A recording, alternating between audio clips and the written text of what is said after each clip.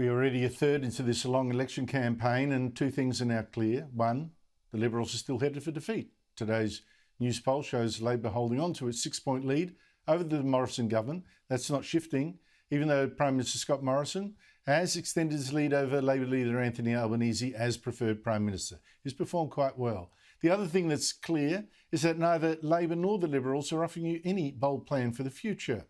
Well, joining me is Paul Kelly, Editor-at-Large for the Australian newspaper, and he's been prolific in writing books on our political history. Paul, I have heard nothing in this election campaign on cutting our debt. Debt's now rocketing to $1 trillion. I've heard nothing about getting more productive. Productivity has been terrible, as you know, for years. And I've heard nothing about education reform. Standards have been falling. And I've heard nothing about building social unity when we seem more divided than ever. Can you tell me, what on earth is this election really about? Andrew, this election is not about big ideas. It's not an ambitious election. It's not about how we really fundamentally change and improve the country. And it's not really about big policy prescriptions either. Essentially, we're in a situation where we've got the Morrison government, which is in a difficult position. It's had a very bad 12 months, so it's running a cautious agenda at this election. And we've got a Labor opposition, of course, which went very ambitious in 2019 and lost. So it's gone cautious as well. And the result of this election is we've got two sides running negative campaigns against one another, but the fundamental and big issues facing the country, they're not being addressed. But the result of exactly what you say is that this election is turning to be, arguments about symbolism that actually obscure the reality. I mean, you take last week's debate, and you've written about this really well, where the big media takeout was that, oh my God, Scott Morrison has said that he was blessed not to have disabled children who needed the National Disability Insurance Scheme. How terrible that he was so insensitive. He had to say sorry. But the real issue there, that the NDIS is going, it's going out of control, and the money being poured into it, totally ignored. Well, this is correct, and I should say at the outset that I support the NDIS. But the fact of the matter is that we've got really fundamental problems here with the NDIS, and the fact that it is not financially sustainable at the moment. And the projections are frightening.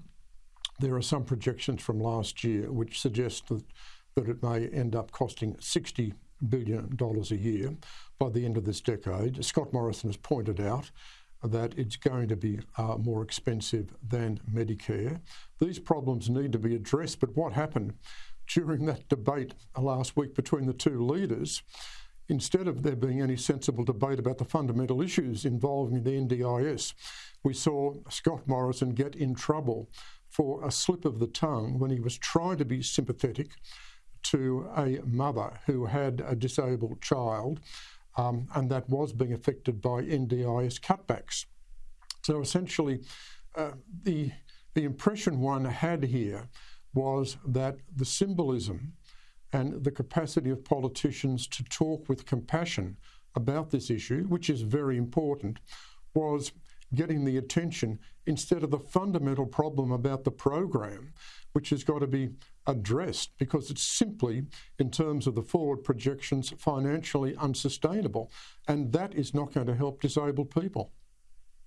Now, a news poll today showed the Morrison government is still 6 points behind Labor, headed for defeat, although Scott Morrison did increase his lead as preferred Prime Minister over Anthony Albanese. Now, I think Albanese's got a problem showing his authoritative and on top of the detail, but also today I thought exposed the weakness of the Liberal side. The Solomon Island debacle, Morrison's talking about what he had done so far, Albanese talking about what he would do. Now, obviously what Morrison's done so far didn't actually stop this Chinese deal with the Solomons. I don't know, again, running on his record, I don't think is enough. What do you see? Well, this is the argument I made in my weekend piece in The Australian last Saturday, Andrew, it seems to me there's a structural problem with the coalition primary vote. And the coalition primary vote is how the coalition has won elections over a number of years. Now, this vote is now significantly lower than it was before. Now, I know Labor's got problems with the primary vote as well, but Labor's had problems with the primary vote for a long period of time. What's different now is we've got a coalition government with a primary vote problem, and that vote seems to be resistant to being increased. Now, I think if you look at where we are at the moment, and this has been confirmed by the polls we've seen today, it seems to me clearly on those numbers, the coalition cannot win. Now, those numbers may change between now and voting day, and the coalition primary vote may go up.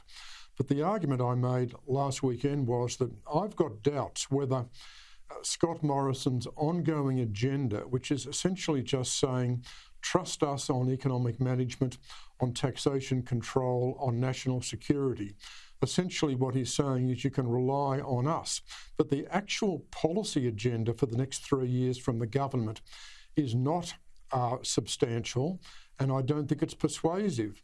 And whether Morrison can win 2 successive elections on this same pitch, I've got very severe reservations.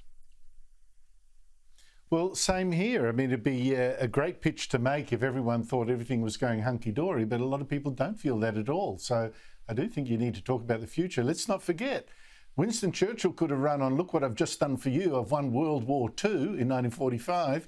But the voters said, what are you going to do for us next? And they threw him out. I don't think that Morrison's got his, I won World War II to boast about. I don't think it'll be enough to save him. Paul Kelly, thank you so much for your time. Thanks, Andrew.